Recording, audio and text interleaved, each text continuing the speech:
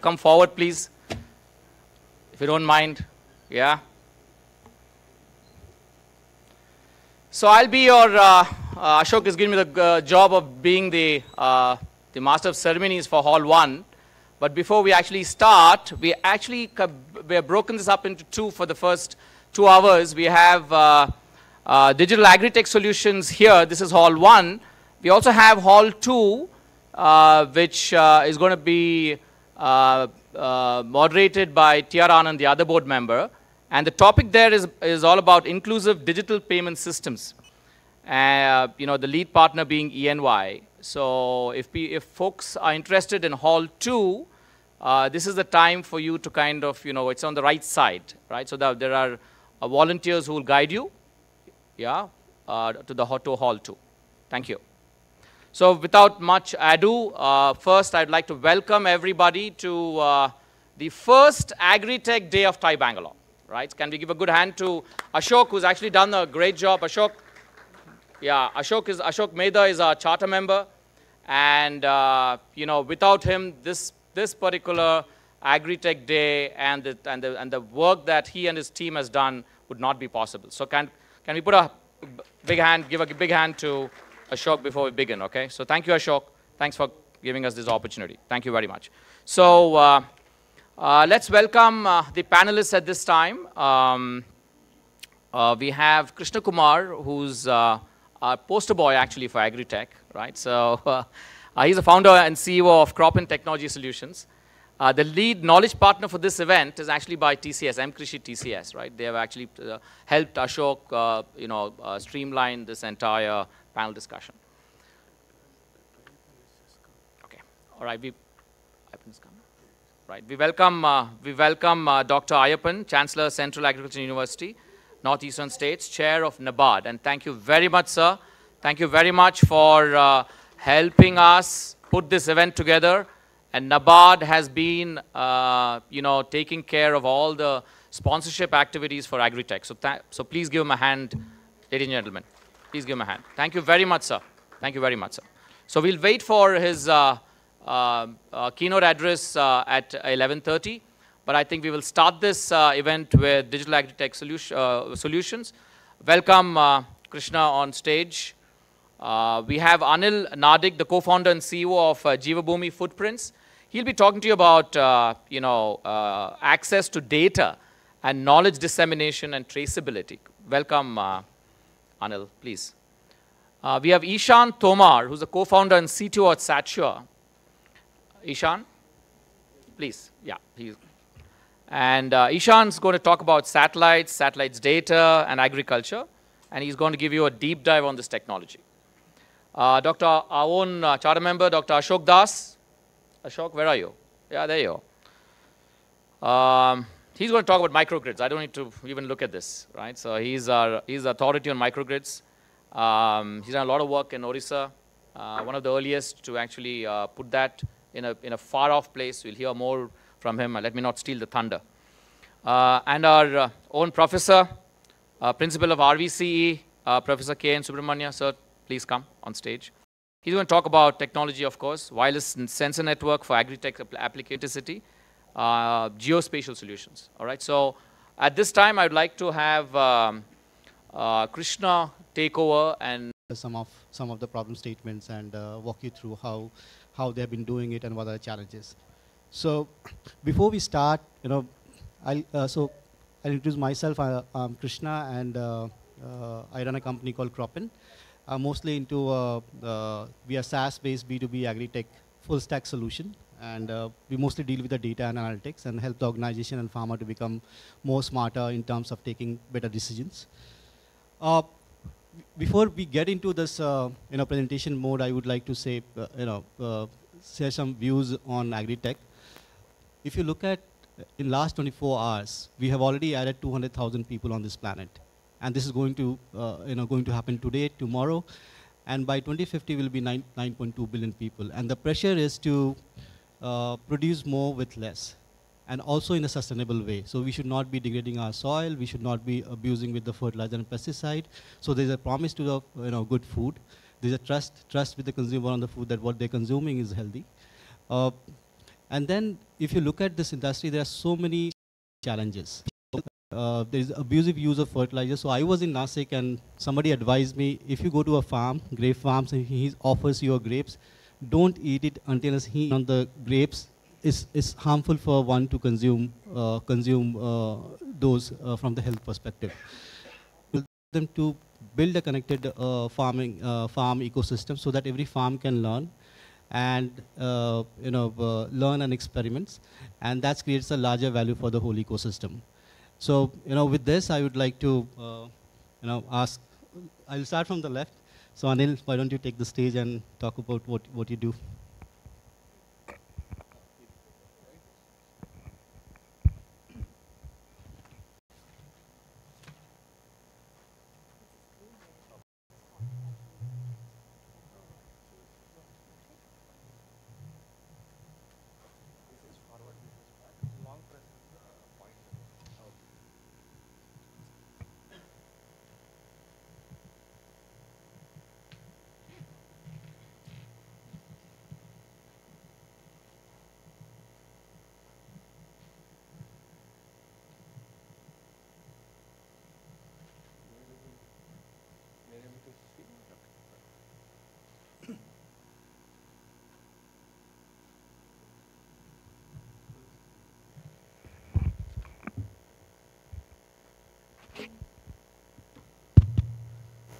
Good morning, everybody. My name is Anil, co-founder of Jivabhoomi AgriTech. So I want to have a very quick poll, this very well, but how many of you know where your food comes from? Right? I see one you buy, but most likely I see a lot of men around, so I don't think they have any clue. But also, very importantly, do you care about it? Right? That's very important for us to understand in the context of where we are headed as a nation, and globally the challenges everybody is facing. Right? If everybody to consume is very critical as well. Right? The example Krishna gave, I can't probably give a better example than that. That's the reality of our food ecosystem, unfortunately.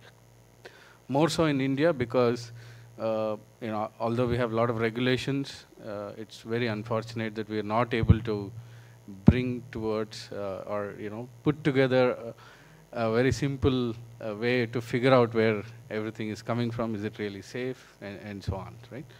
So. Is it moving?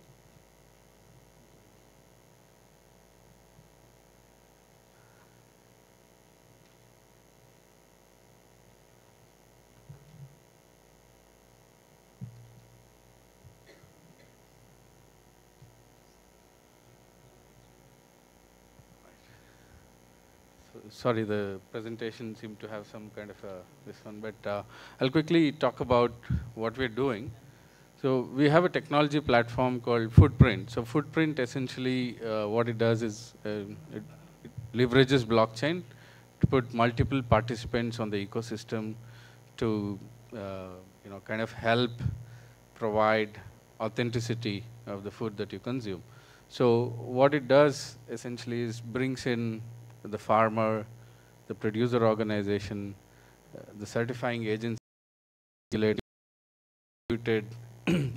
ledger on which the digital identity of the food is captured. Now, why is this important, right? And when we talk about the food that you consume, safe food is a very fundamental right for everybody, right? And importantly, how do we ensure that what we're eating is safe? So you have to start with the seed, right? You have to start with the farmer. That's where the real journey begins.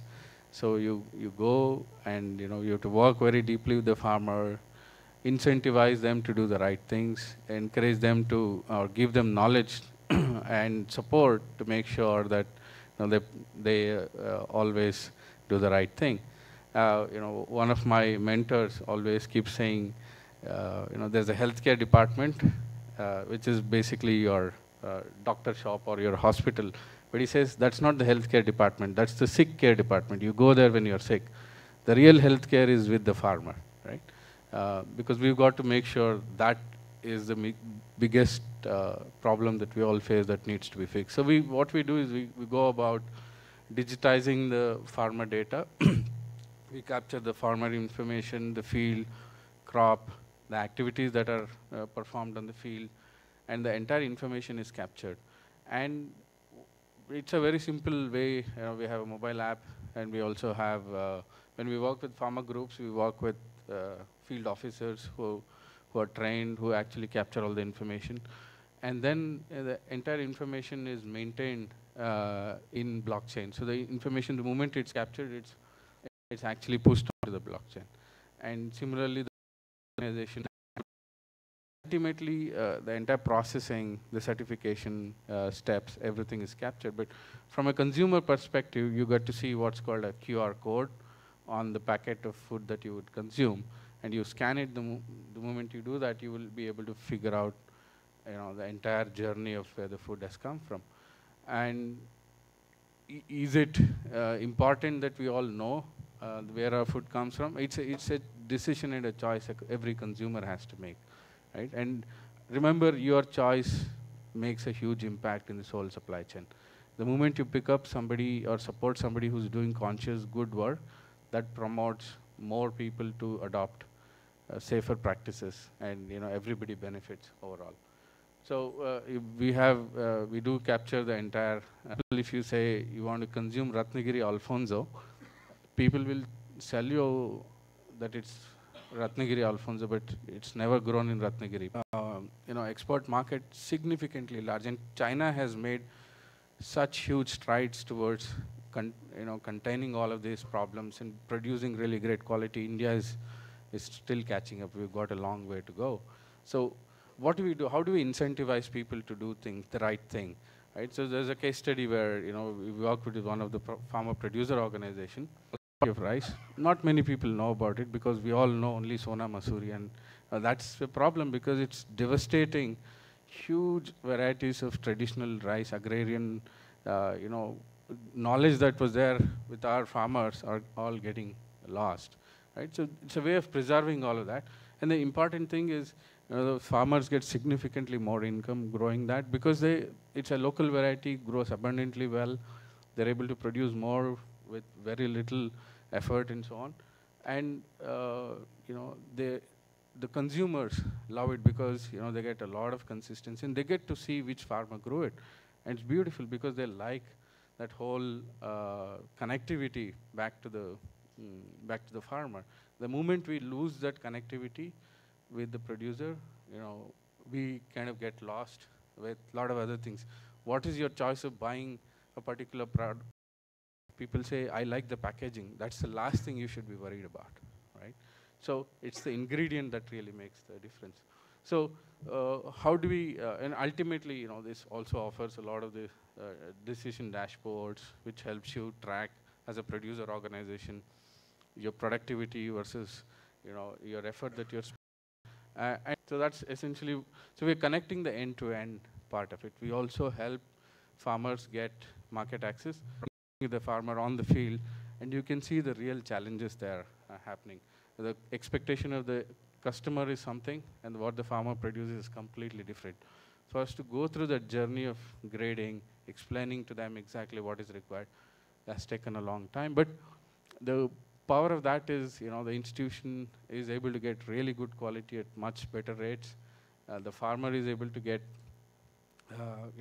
really better value for the entire produce, but significantly more as they're more involved in the journey. The next year, the idea is to help them with the seed and the soil and the agronomy and everything so that the quality of what they produce is significantly better, right? The acceptance rate today is only 20%, goes up to 60%, so significant increase in value for the farmer. So that's how ultimately, the entire value chain gets connected. So we are moving towards demand-based production. We are helping larger institutions to connect everything about the food journey, right? And more importantly, we also control what goes into production, the fertilizers, the pesticide, they're safe to use, and you can be assured that what you get is safe to eat. And it's also tested many cases so that you know there are no residues and so on. So traceability is about adding a digitality to this entire thing at every available.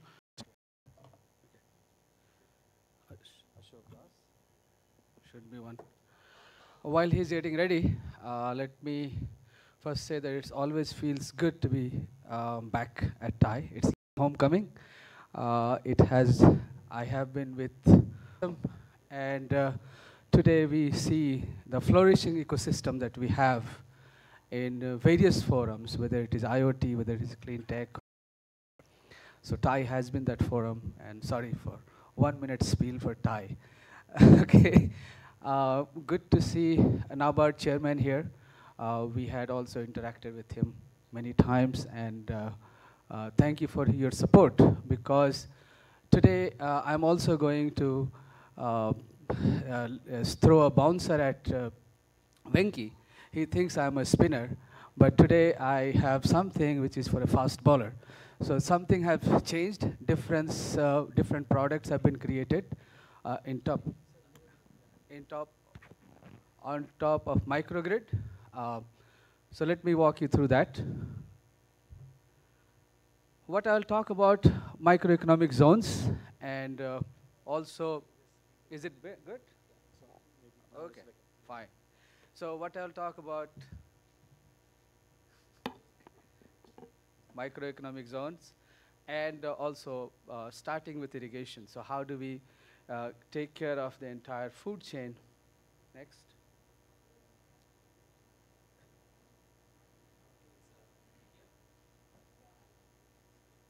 Yeah, I did that. Nothing is happening.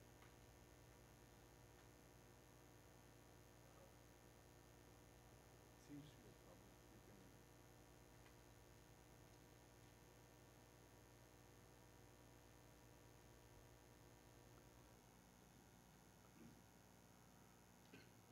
So you're doing manual?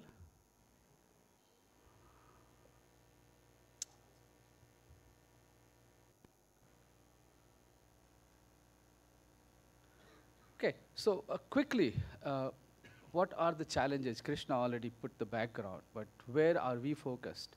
So we're focused at the food, water, energy nexus, how these three relate to each other. And today this talk is not only in India, but worldwide, people are talking about food, water, energy nexus, how each of them feed to each other and depend on each other. And you can realize that, you know, the farmers, this is a photograph from UP when they had to throw tons of potatoes onto the streets, and they couldn't get value for that. Farmer suicide is another component that comes into this entire nexus. So how do we solve this nexus? And for that, what we realize is that, next.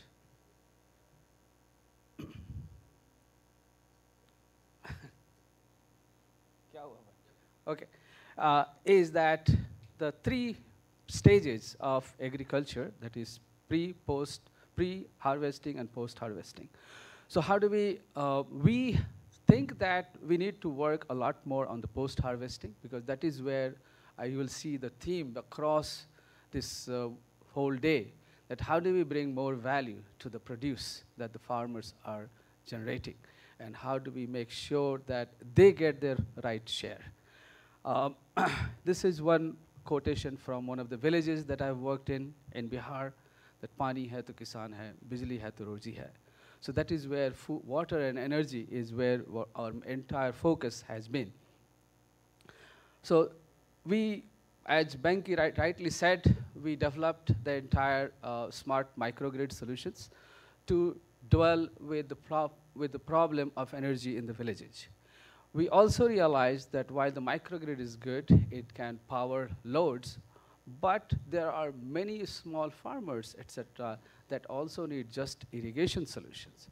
So we embarked on another journey to create a smart Aquanet, which primarily solves the water energy problem. And I'll explain a little bit how. Just wait for me to, yeah. So again, IoT, cloud, technology has always been at the backbone of our solution. So here also, what we are taking on a tablet, etc., tablet, mobile phone, whatever is the local device, through that, it communicates to our controller, and the controller delivers the water into the field. Again, here we are working primarily on the demand side management. Everywhere, even the solar water pumping, there is a lot of talk about solar pumps being pushed into the villages. But that only talks about the supply. Yes, I can pull water out and deliver. But how do I manage my water? How do I make sure that the water is not overused, water is not wasted, water is not underused either? So with our solutions, we are able to meter the water into the field, deliver the right amount of water to each field. You go to the next slide now. That will explain a little bit more. So you see there are many marginalized farmers. In each marginalized farmer's field, I will issue a command that deliver this amount of water. Now, how do I know how much water to deliver?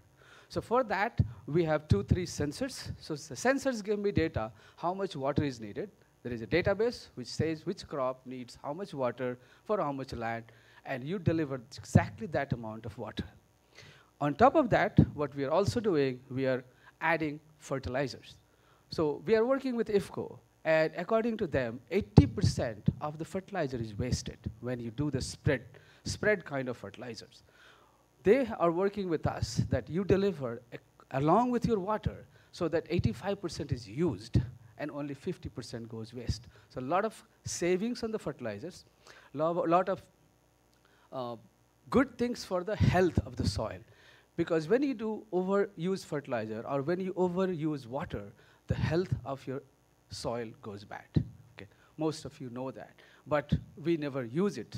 We have a story that one farmer thought that if I could put a little bit more fertilizer, I'll get more yield. But it resulted in the opposite. It killed the yield. It killed the entire plant. So how do we address these issues, which are traditional wisdom? So we are fighting with the traditional wisdom to a precision agriculture. How do we get into precision agriculture? And that is where the entire value, that is where our entire focus is. This is one village that we have done in Moriguda, Odisha. And you can see the results in 3 months. So the bouncers get faster results. Spinners take longer time. So micrograde is my spinner because it takes a long time to develop the entire, I'll show you the entire ecosystem. Whereas Aquanet is, I go, shoot it, and within months you can see the results. And then the buy-in, to get the buy-in from the farmers, to get the impact on the farmer is very fast. This is one of the farmers in the same village who told me that पानी के हिसाब से खेती, ना कि खेती के हिसाब से पानी. So, which is very important, sir, because we think we can grow anywhere, anything, and then we look for water that can I feed that grain to that water, rather than looking at how much water I have available, what is the water availability, and what can I grow in that area that is met sustainably with the limited water availability. And that is where we are coming in. We are even looking at the borewell depth, water level, how much water is available. I have a story that someone put a 3 HP pump, and during peak hours, there was no water. And the farmers say, your system doesn't work. Then we finally figured out that the water was coming from a fissure. That fissure was not refilled in time for you to provide that high level of output. So we had to decrease the output, decrease the RPM, and now I am getting constant amount of water. So really we need smaller pumps. We don't need larger pumps. And that is where the entire proposition comes in. Everybody thinks put 5 HP pump, I'll get a lot of water. No. If you put 2 HP pump, you'll get constant amount of water, constant flow of water, and you can do sustainably. Your water table can fill faster, fill at that rate. That is where you have to take it out. So in this village, what happens now, the farmers have gone to the first cycle of irrigation. Now they want a cold room so that they can store vegetables to hedge they want food processing. they want to go into horticulture, different kinds of vegetables, different kinds of fruits, further food processing required, and market linkage required for that. So they are themselves creating the market linkage.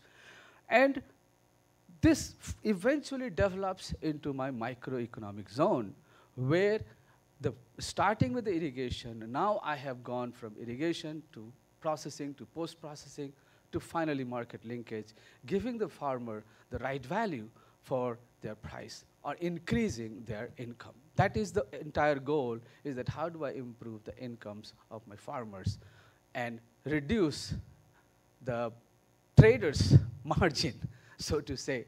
It's not that you don't need traders, but how do I get more value to my farmers? On the other hand, in Jharkhand, we are taking the absolutely other approach. We said we will create, we already have mapped it. There are a lot of food being produced there. So we are setting up this microeconomic zone first. And that microeconomic zone has the activities that is required in that area. This activity varies from area to area, right? Jharkhand needed this. My thing we are doing at IIT Kanpur needs a separate kind of intervention. I'm working with someone here in TiE. They need a different kind of intervention. But microeconomic zone is the concept that brings it all together along with the linkage to the market. In Jharkhand, Kala Mandir is the one who is providing me linkage to the market. They have been working with them. That community forever. This is a Naxalite infected community. And unfortunately, wherever we are going, there is some or other problem of Naxalites and Maoists, right? So, okay, almost. So this, and then this microeconomic zone is again fed by the various activities throughout the village. So we'll have irrigation, we'll have horticulture, leaf collection, watershed management. These activities are doing in the villages, and at the center of the village, we have microeconomic zone, which provides a pathway from farm to processing to the field, right? 1 minute तो मैं extra लूँगा, वो मैं TiE के लिए बोल रहा था. Okay, all right. So this is the microeconomic zone is powered by this smart microgrid. And it is, again, IoT cloud-based solutions with entire end-to-end from customer to supply to demand management, absolutely all taken care. The first smart village was created in Chhatki, and I'll show this. This sleepy hamlet doesn't just look like a lost paradise. The remote village located in a tiger reserve is not connected to the electricity grid, cutting off its 600 residents from the developed world. Most people here are farmers. They still follow a traditional way of life. But things are changing. For the first time, Chhotki's residents have access to electricity, provided by this 30-kilowatt solar power plant set up earlier this year. It's part of a green technology project, the brainchild of social entrepreneur Ashok Das. We had given them 200 watts. He's partnered with local authorities to create India's first smart village in Odisha. Ashok's company has developed a smart nanogrid technology that allows the village's entire electrical infrastructure to be monitored remotely by the company's staff.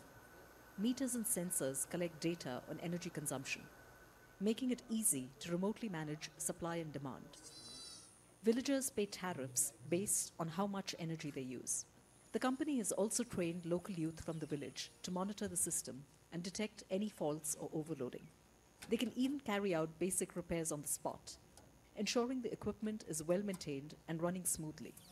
Ashok says the model can be a game changer. By doing smart microgrid, what we are creating a basic infrastructure. We are creating a catalytic infrastructure on which many services will ride. Irrigation will ride. Agricultural production will rise, food processing can be done, cold storage can be done, health services will come, tele-education services will come. All of these together provide the development for the village. Many in the village. So I'll say that this is the impact. You can see left side is before, right side is after, and we are attacking both sides of access to energy for basic needs, as well as access to energy for livelihood and micro enterprise zone. And as the this will be our first smart island in India. I do not know in the world, but perhaps in the world. But this is an island we have taken up in Mahanadi River. What is important is that remote monitoring and command center, where the local guys do all the repairs, and we in the command center know exactly what is happening in the village, and so that we can support that. So that is why training of the local youth is very important. We want the technology to be such that the locals can use it. A technology which always depends on us to go and solve the problem is not going to help us scale. And that is what our goal has been, that how do we bring technology to a level that my local youth can get engaged, and they are the one who can go and take care of it. Of course, we work with a lot of universities to make sure that our work is done, and whatever is the gap, we are working on filling the gap through the university collaborations. We got a lot of awards, etc. This is the final slide, that we start with irrigation, go more production, set up microeconomic zone, and then achieve the Gram Swaraj that we once dreamed and we are still dreaming. But how do we really finally achieve that goal of Gram Swaraj? Thank you. Thanks, Mr. Shok. Thanks for walking us through the importance of building a smart village, starting right from irrigation, then going to production, and then connecting all the dots. So now I'll request Principal and Professor Dr. K. N. Subramaniam to walk us through his slides. Yeah. Definitely. Anybody wants to see the village, most welcome. Please come.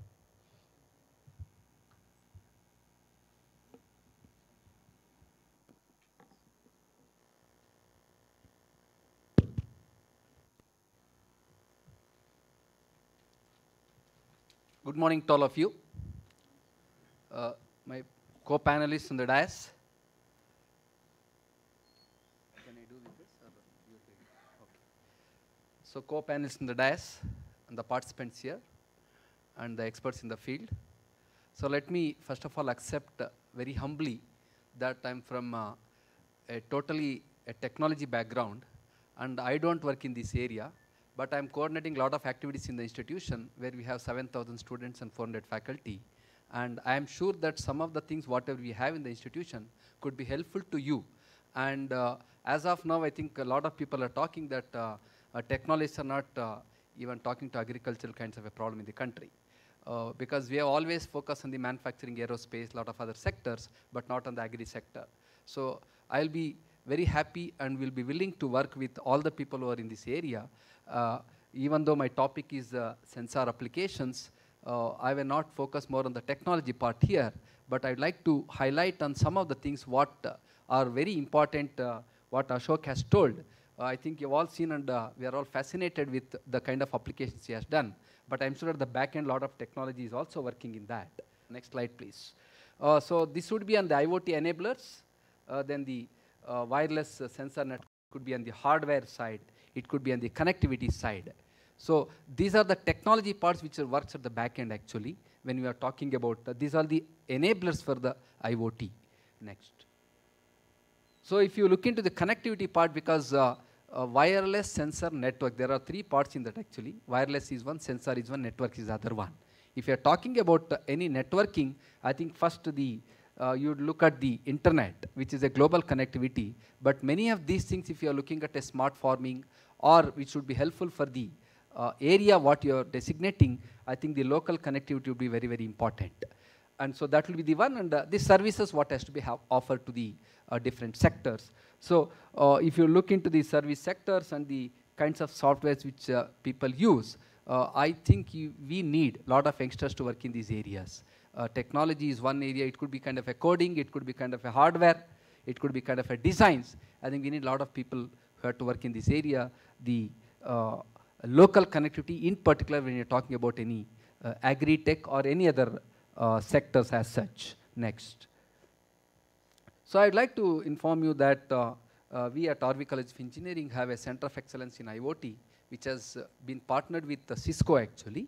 And we have already started the training programs. In fact, what I would like to request here is that these are the main modules. If somebody is looking at any smartness, intelligence, or digital, these would be the main modules would be needed, starting from an embedded system. It could be the IoT application development. It could be on the industrial IoT is on the main on the manufacturing side. In fact, it would also be helpful for the agri equipments also, it could be helpful. At the same time, for the connectivity purpose, the RF systems, radio frequency systems, which is very, very important. And then networking, it's all totally with the computer networks and things of that sort. Then we also have, if somebody is talking about a supply chain, as one of the speakers has told, a total intelligent transport system or a logistics system would be essential. And finally, an integrated sensor system. If you're looking at a holistic way as he has developed for a village, I think the last module of integrated sensor, because now people have started developing in a bits and pieces the sensors for many of the measurements. But here the integration part is not so easy actually. It needs a lot of people to work in an interdisciplinary way. So these are the 9 modules actually are working with, and our focus with Cisco has been that in the next 3 to 4 years, we are supposed to train around 5,000 engineers in Karnataka, pre-final and final year students, because already they have predicted the IoT applications would be very huge in the country, including the smart cities what we are trying to develop. I am sure that agriculture will be definitely play a very, very important role in all those things. And I request you all the users who are all sitting here, you can come back to us and see. You give the problem, let us try to look into in a small way how to solve it. I think that is, instead of giving you the information, I have here come to request you on what way we can be helpful as an institution so that we can work in this area of IoT. Next. So as you know that the technologies which are enabling the IoT, as I've already told in the previous slide, would be in the embedded system, the cloud computing, communication protocols, wireless sensor networks, integrating applications, analytics, and the visualization. So I'm sure it is not only one branch of engineering or a science here. There is a multiple branch of engineering who work in these areas. Out of that, wireless sensor network is also one of the things which is going to enable the IoT. Next. So the types of wireless sensor networks, as you know that based on the type of applications, it could be on the underground side, it could be on the terrestrial side, or it could be a hybrid, a combination of things. When you're talking about any crop growth in the agriculture area, I think you'll be needing different kinds of networks, wireless sensor networks, if you want to track some data and do a predictive analytics, you'll be needing. So these are the types of networks which you can talk about when you are working in the wireless sensor area. Next. So there are 3 words here if you take wireless, sensor, and network. So these are 3 different areas altogether. I will not be going because wireless and network part actually, it has been already in application in many of the other sectors. We can definitely make use of it. Only the sensor part becomes very, very important actually. Because if you can look into any agricultural kind of a problem, people talk would be on the air, soil, and the water, and the other ingredients which goes into it. So how you are going to track the data from there is a crucial. Actually, a lot of base work has to be done before it has to be integrated. So I'd like to focus on that next. So if you look into these technologies would be maybe, if you ask any youngster who is working in computer science area, these are all like a plug and play for these people.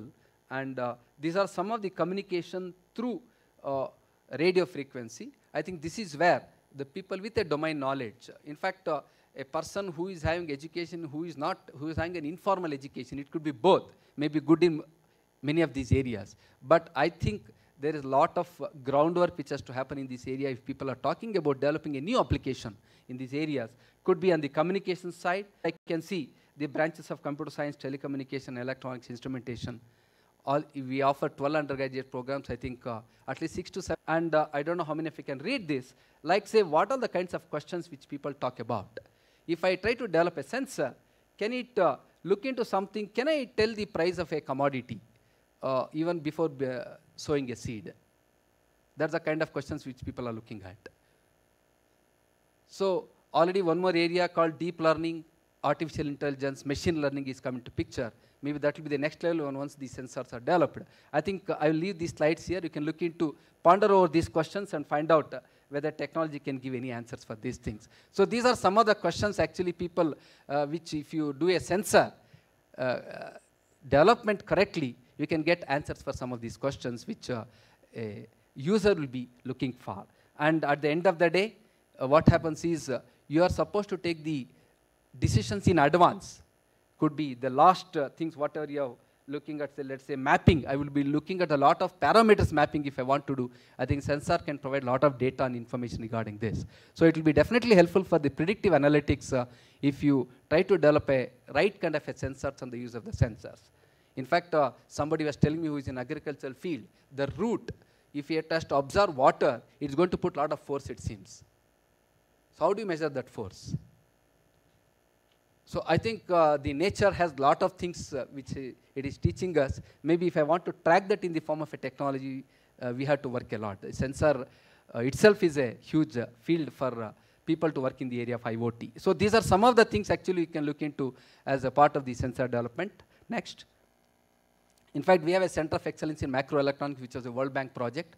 We have invested almost on 40 to 50 crores on up to thin films we can fabricate, and also we can characterize all the parameters using the equipments. Up to Raman, we have the equipments in the institution, which will be very much essential for the sensor working in the area of sensors.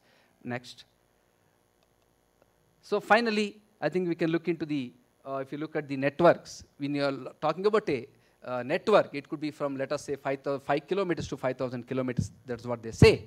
And the connected farmers, I think Ashok Das has beautifully explained that a lot of stakeholders have to get connected. I think that's where wireless sensor applications. See, I've already told you, sensor itself is a big field altogether.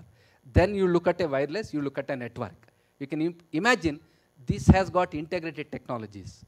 There is a lot of synchronization which people talk about when you talk about these technologies. But only thing here is the techniques of communication is the only barrier when you talk about a distance. Otherwise, building a local network, in fact, they say as of now, could be a wide area network could be sufficient for small areas which people have to work in this agri. Small as a projects which students would have done using sensors. Let's say, in fact, our students also developed a drone which can look into at a certain height and look into the, even though some things are available, as of now, I am sure that the sensor development itself is, indigenization of the sensors itself is a big exercise which we have to do.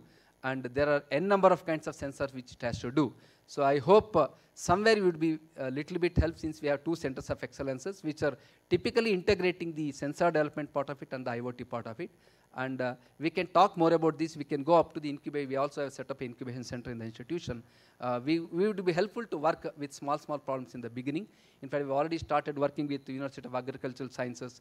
Jointly, we have developed some small projects for their usage. And we are working with Central Silk Board in developing an app for the silk thing in Ramnagar and other places. In fact, during the same time, it is getting inaugurated in Delhi in the Textile Ministry Conference today. It's happening, and we are working with many other departments also. We'll be very happy to work with the industry, the small scale as well as the large scale, so that our students will get a lot of benefit. At the same time, we'll be contributing back to the society. Thank you very much. Thank you, Dr. K. Subramaniam, for your insightful talk on IoT. So I'll ask now Mr. V.K. Hegre to take the stage. Yeah.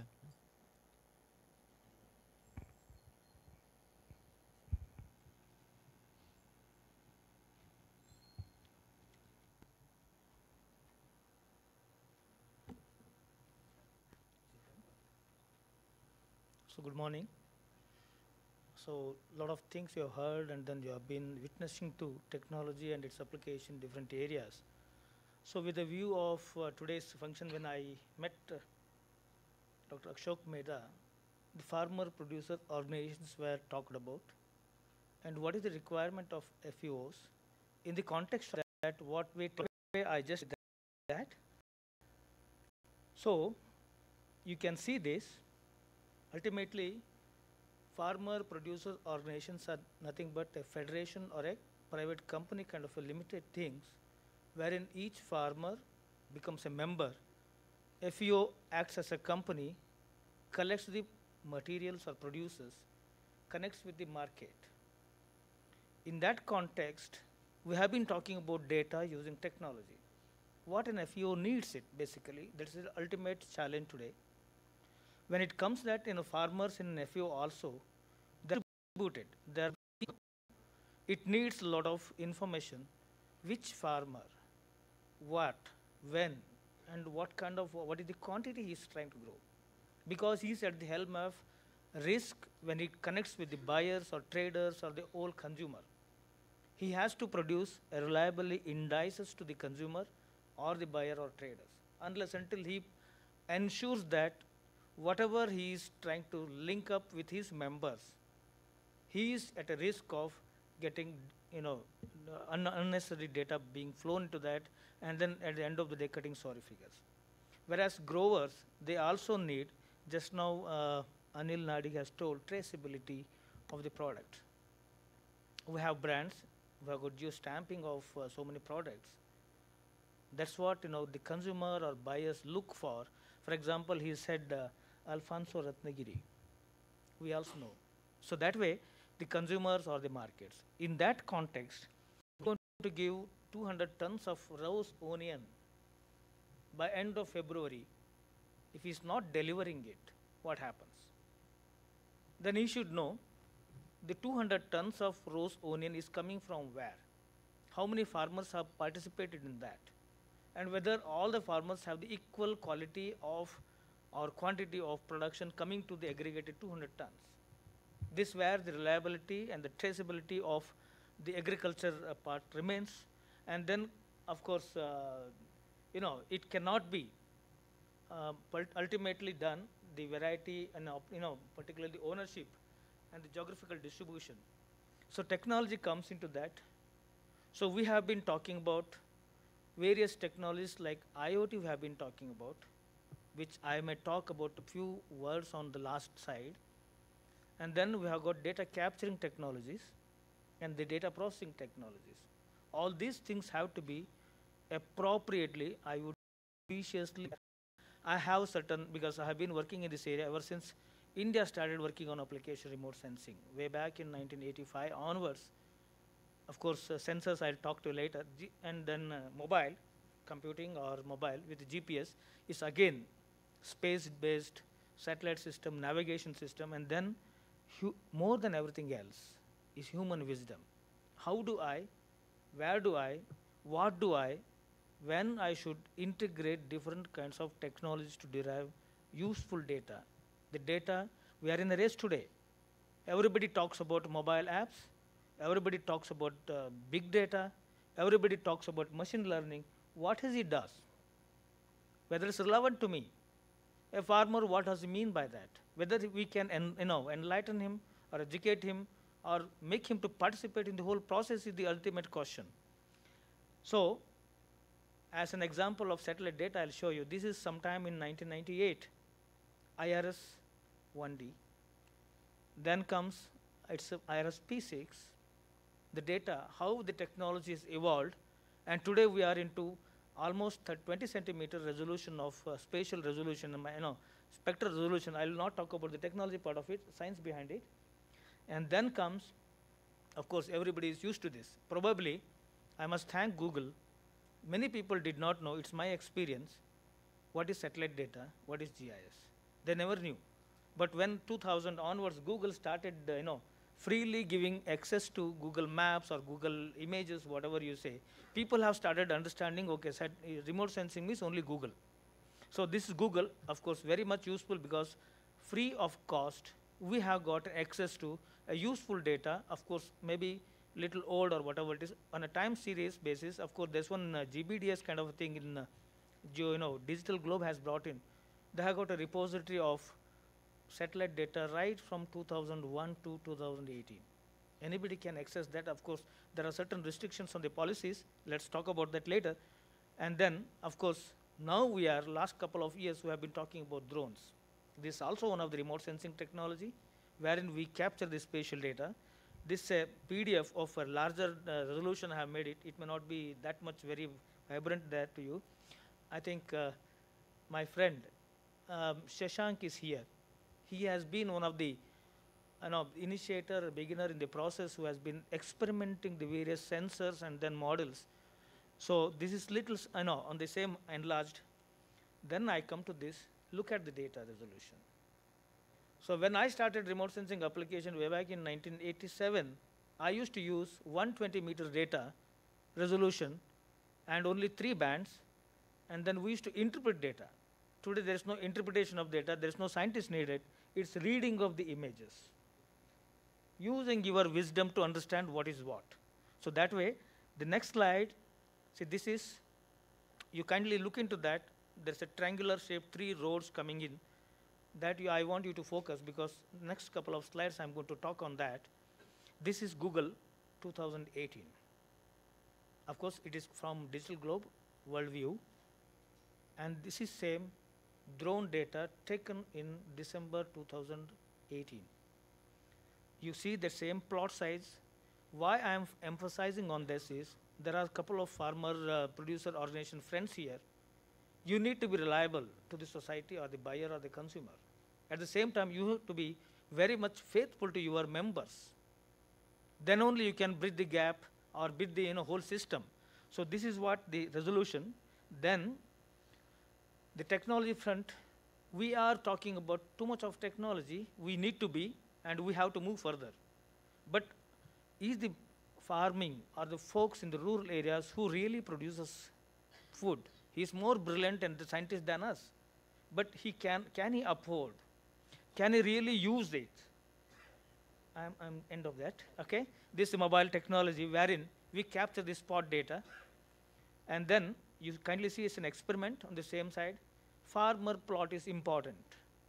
So you got to know what is the acreage of plot, 10 gunta, 20 gunta, 30 gunta, or 1 acre, and what he grows there. This is where it's one of the, not an experiment, it's a project which is on the way, where community is participating for the farm management, irrigation management, and crop management. And then farmer, which plot, what he grows. That's very critical. This is the enabler. Technology is not only enabler, the wisdom has to be amalgamated with the requirement pattern and understand the whole business. And then you need to know what I am doing, what my other people are doing. You have a technology where my people, which farmer is doing what, traceability part of it. And then when you have comparison, of course it's not for FAO alone, for everybody. What was the farmer growing last year, what he has grown today, and what is he going to do tomorrow, and what is the acreage of particular crop. And then that's what I'm telling you, geospatial technology, the farm mapping. Of course, I could not focus entire thing within this last 5-10 minutes. Ultimately is farm mapping a platform for whatever you can just think about it, and the stakeholders, participative growth.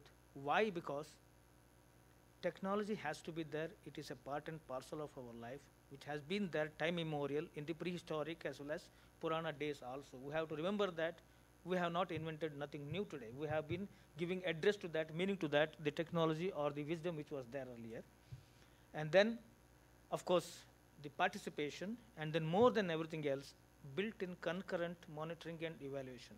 Unless until these are there, any enterprise which is looking at, today we are talking about the self-help groups, participatory groups, farmer producer organizations, unless until you quantify where, which farmer, what is he growing, when is he growing, how much is he growing, what is his requirement in terms of water, the input materials, everything, we cannot really do that. And that way, geospatial technology helps us, if you use judicially the mix of that and understand the farmers' ecosystems, then only it's possible. Thank you. Thank you, Mr. Agri. So I'll request Ishan to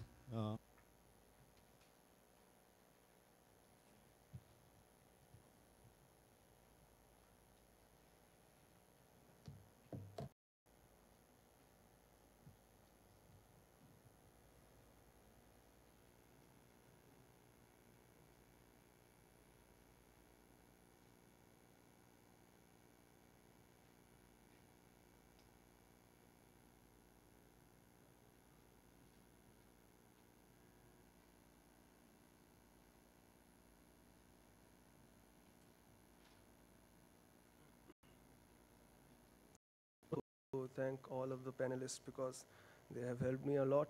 I would not have to explain a lot of things because they have been done in detail in the presentation. So let me introduce first of all Satcher. So the data sets, drones, IoT sensors, cadastral maps, etc. Satchur provides solutions for renovation, development, support, and management of business, facility, transport, information, data, and digital infrastructure, hence working in the creation and support of a part of economic infrastructure, of which farmer is both a user and a part. The well-functioning economic infrastructure is required for a well-functioning social infrastructure. And this, our work has been shown by our clientele, which include banks, insurance companies, reinsurance companies, governments, FPOs, businesses dealing with fertilizers, seeds, farm mechanization, pumps, etc., and other companies seeking insights for targeted marketing and site suitability. So it is required to know how does satellite data set come into picture to cater to all of the requirements of these companies.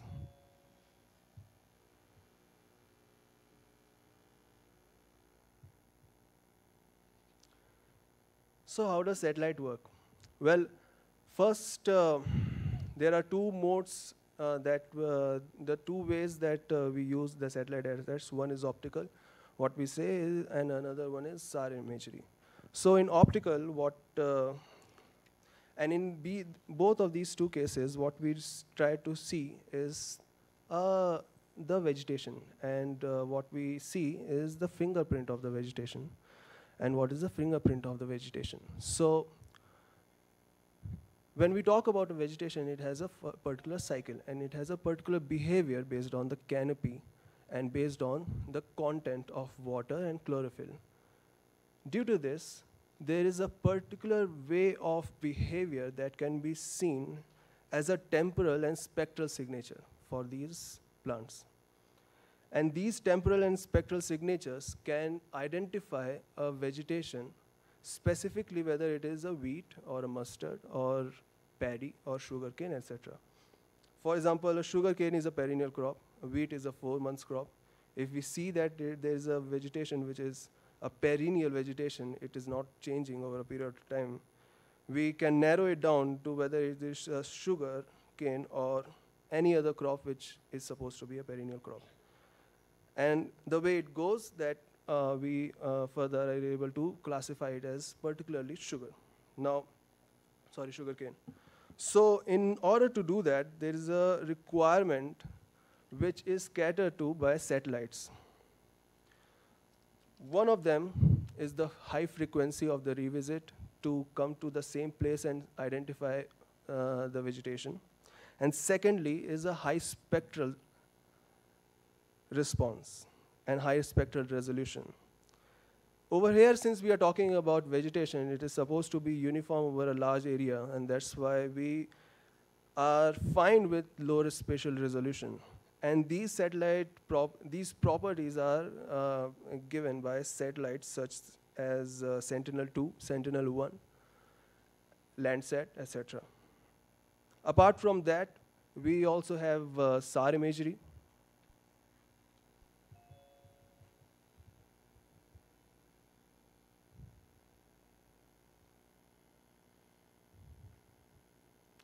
So before talking about SAR imagery, I think I should show particularly these aspects that I was talking about. So this is what phenology looks like.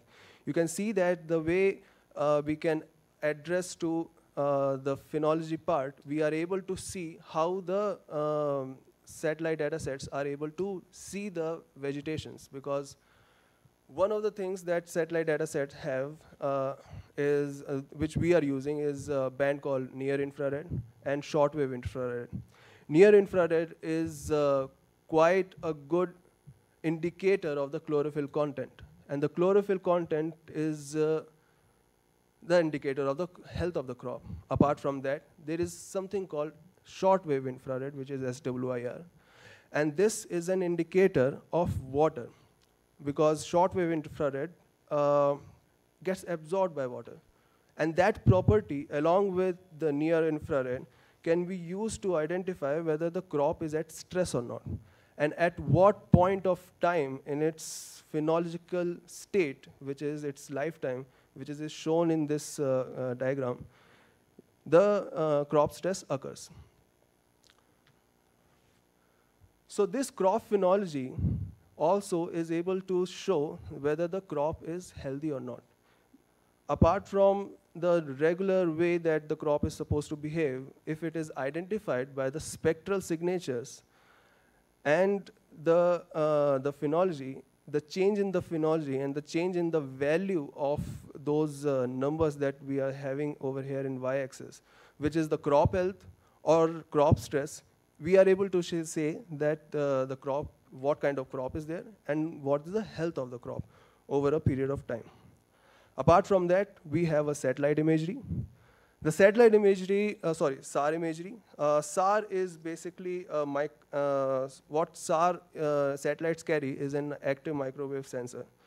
What it does is that it sends microwaves and it receives the scattered signals of the microwave. And the scattering depends upon the structure of the surface and the roughness of the surface. And this scattering, along with, since there is this SAR imagery also has a very high frequency of revisit, we are also able to understand at what point of time what is the surface feature, and what is the temporal feature, and through which we are able to identify the crop, because that also becomes some sort of a fingerprint to this vegetation. So we are able to identify the polarization features and the scattered signal features from them, and we are able to see, okay, fine, what is happening in that crop.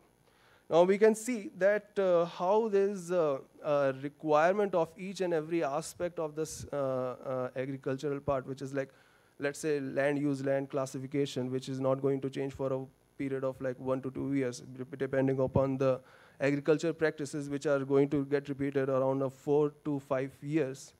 Require. It is around 1 year or 2 years of repetitivity, and very low resolution is required. Apart from that, if we have to do for crop specific, whatever we require is around like 10 to 20 meters of spatial resolution, and with a very high frequency of revisit time, which is temporal resolution. And by the satellites which are available right now on the sky, we are able to do that. So what SatSure particularly has done is, and then we have developed our expertise in the scalability, automation, and ideation of the products which can be used around these, which can be made using the satellites, augmented by the other data sets. And the products that we have right now include crop health index, water stress index, crop classification, sowing intelligence, sowing progress, harvest intelligence, harvest progress, relative yield, crop risk zoning, CC optimization, which is crop cutting experiment, assessment of the damage due to flood, frost, disease, etc. Our products, though being good indicators, have to be understood properly for their application, for which there is a learning curve involved. SatSure also provides that training for efficient integration of our products in the workflow of the corresponding decision-making process. We have worked in around 90 districts across India and outside India as well, as is there in this slide. And our work has been identified as something which has actually helped out the banks, identified by MasterCard and other places, in which I do not have the slides because Amardeep is going to come in the next session, and I do not want to copy those. Apart from that, we are also able to do the farm level performance because, well, what we have is a higher perspective, because when we are talking about large area analytics, we are straight away talking about the analytics of a district or a state or a country level. And that gives us a very big perspective of what is happening. And from there, we can narrow down to the farm level, in which we are able to identify what is happening over a period of time. Right now, we have actively worked in a couple of places in which we have provided our dashboards, in which we are able to show what is happening on the ground. In Andhra Pradesh, we have worked in around 7 districts, of which the data sets are publicly available to see. And that dashboard is called ap.satcho.co. It has been integrated with the AP website. And well, this could not be done without the thought leadership and the guidance by a good team, which we have in Satcho. And this is our team. We have Amardeep Sivia, Pradeep Basu, etc. Thank you. Thanks, Ishan.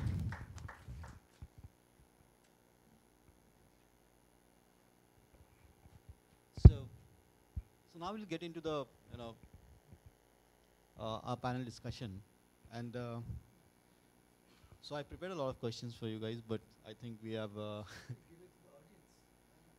Yeah. So maybe we'll answer some of the questions and then we ask the audience, or.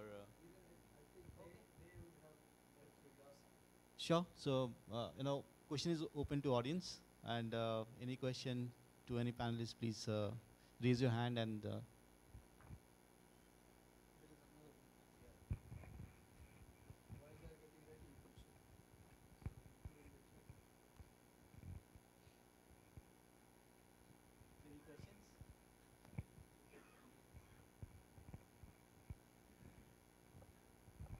Hi, my name is Nathan.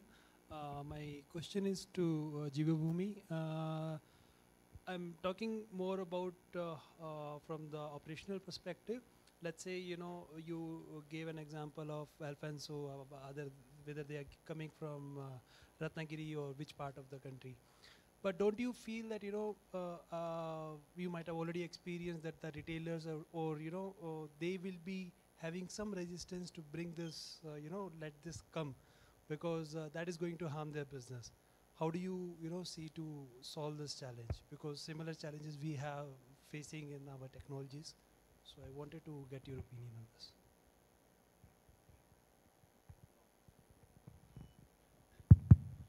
Okay, good question. The point is, those who are doing the right thing don't have a problem in embracing technology. Those who are trying to hide stuff always resist. So that's a general thing in the market.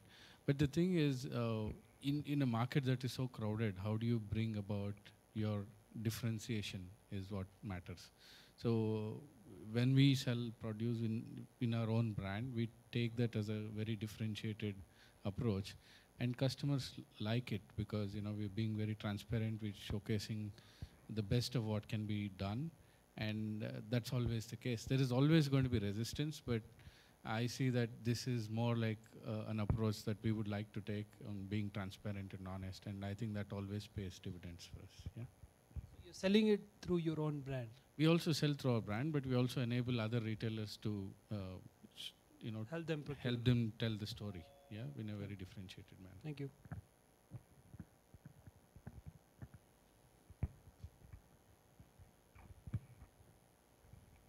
Hello, my name is Babita.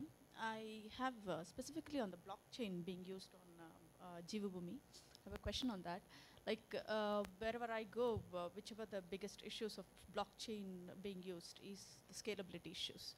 So I just wanted to understand how you're addressing the scalability issues on the implementation of blockchain for Jivabhumi. And also I wanted to understand with respect to supply chain, how are you using generic supply chain, or you are using blockchain for the supply chain also for the Jivabhumi?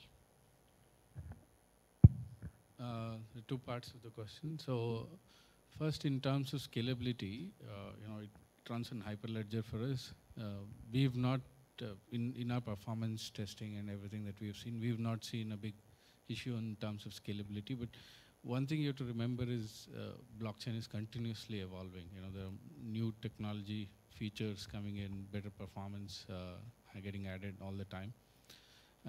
And we are partnering with institutions who are doing a lot of research in that space to continuously adopt technology for our performance and all that. I don't see that as a big challenge, but if we were to look at very specific throughput, for example, if you want to have very quick response. There is definitely a small amount of delay, but it's not a big enough delay to deter other people to adopt it or use it. So I don't see that as a big challenge. Secondly, in terms of supply chain, it's about any ecosystem. The more participants you have, the better it becomes. So there is no starting point, unfortunately. So you have to take the lead and start. And I think that is where we have seen that if it makes business and economic sense, people always come in. And for us, we are helping them realize the value of doing this well. And that is where more participants are getting added onto the system. Yeah. So you're using the blockchain for supply chain also? Not fully yet. It is coming in bits and pieces. Probably in the next 3 to 6 months, we will see more participants getting added on the supply chain. Yeah. Okay. So when you say you're using blockchain for the farmers, right? Like, are you using the end farmer, or are you using the farmer organization as a part of a blockchain? Because for you to trace where exactly the produce has been grown and where it is reaching the market and to the consumer exactly when it's a consumer. So what is a precision point? Like, is it like from this farmer, from this plot, you're picking up this particular good and you're actually delivering to the consumer, or is it from that group is what you're tracing on? It depends on, so we work with farmer producer organizations mainly. We also work with individual farmers, but that's on a selective basis. But we encourage farmers to become part of an organization, so there is larger aggregation and more value that they can derive out of the entire engagement. In terms of traceability, there are two parts to it. So one is you can derive farm and field level traceability, provided in the process there is no mixing that is happening. For example, if the farmer is only producing a small quantity, but for example, if it has to get processed in paddy, for example, if it has to be processed in a large machine, then the minimum quantity for processing may be 3 tons. The farmer might have produced only 2 quintals. So in which case, definitely there's going to be mixing at that level. So there we tell that the produce traceability is still the particular producer organization. But in the system, you can actually maintain the batch and the lot numbers, which tell you, which you can trace back ultimately to the farmer if you maintain the ledger appropriately. Yeah. Okay. Thank you.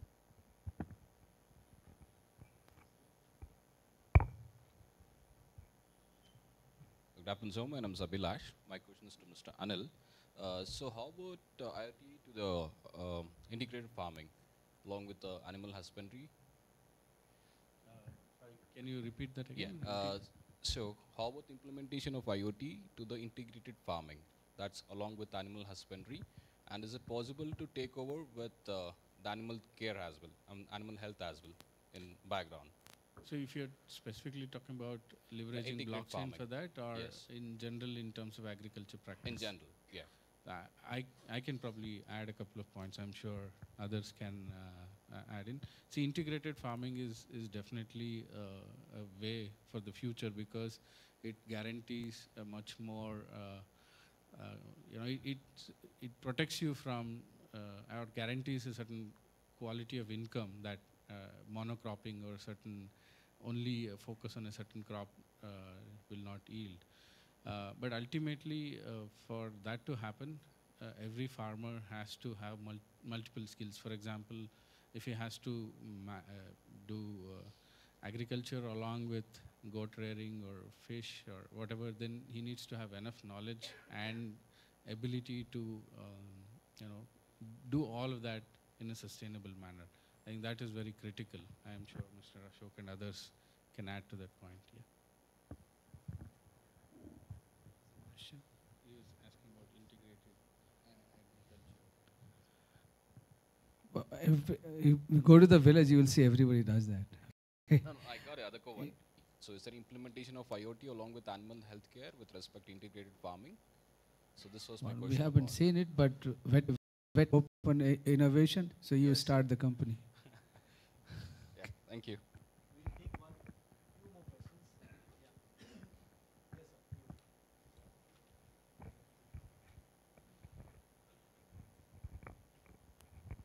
My name is Nagraj. So I have a question for Pixel, Mr. Hegde, and as well as Satsan. Okay. small and marginal farmers. That's one. So when you're going to sell to your technology to the government, how is their interaction, development, and the sell? Because that time there was a lot of issue.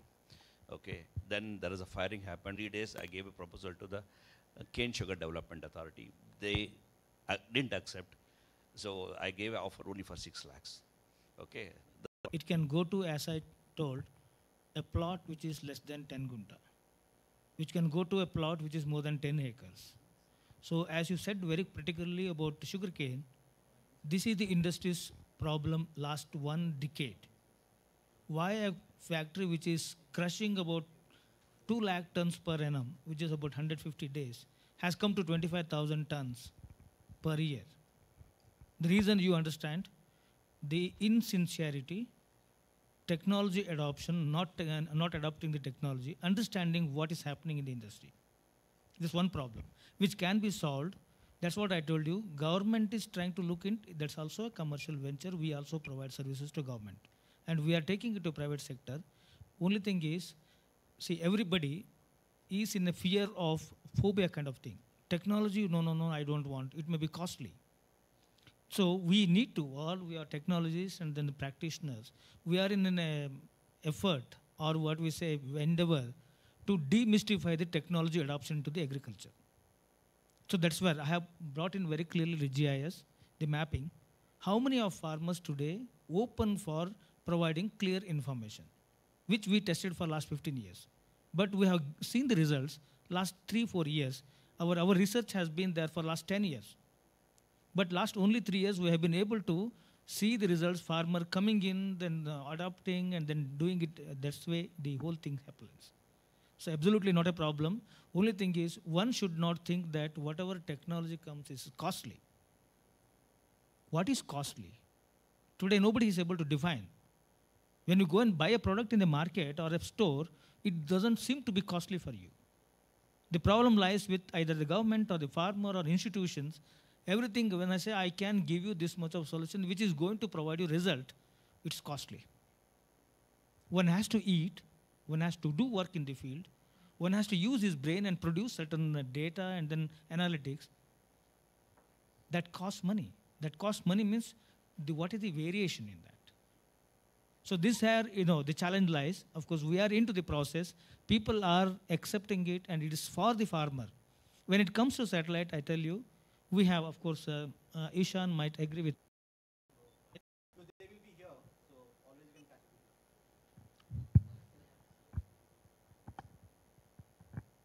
So I would like to thank the audience for being so patient and wonderful questions. And also like to thank all the panelist members who enlightened with their views on the IoT and the AgTech. So with this, we'll end this panel and leave for the next session. Yeah, thank you.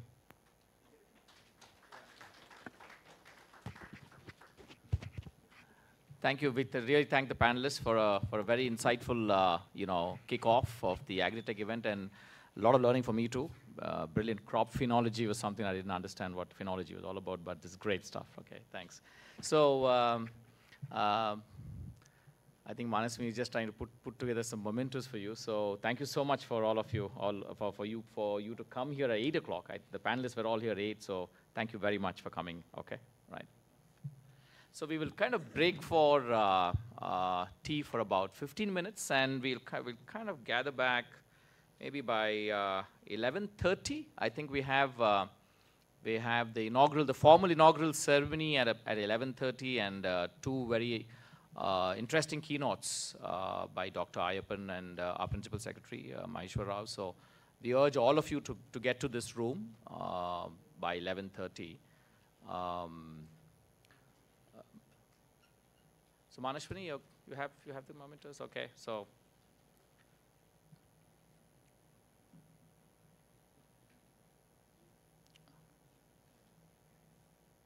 I think the team out here has done a fantastic job because they've taken online photographs and wanted to give you the mementos. So it's not like something that they had bought mementos for you. So a little delay on that. So.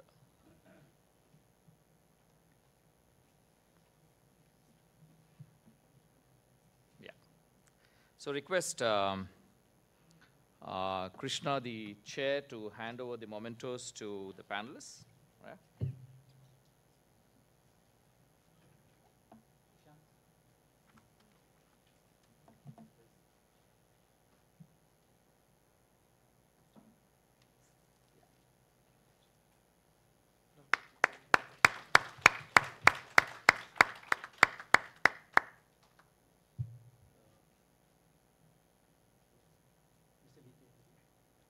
Mr. Hegde? Yeah. Thank you, sir. Thank you very much. Mr. Anil?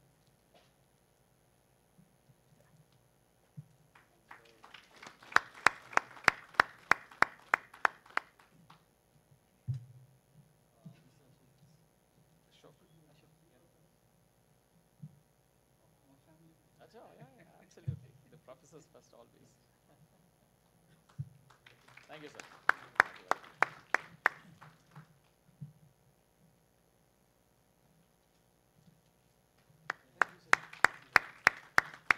Thank you once again. Thanks for the innovative. Thank you. Yeah, that's TiE Bangalore for you. Yeah, exactly. Okay, thank you, panelists. Thank you, audience. So we'll kind of reconvene at 11:30, just after tea. Thank you.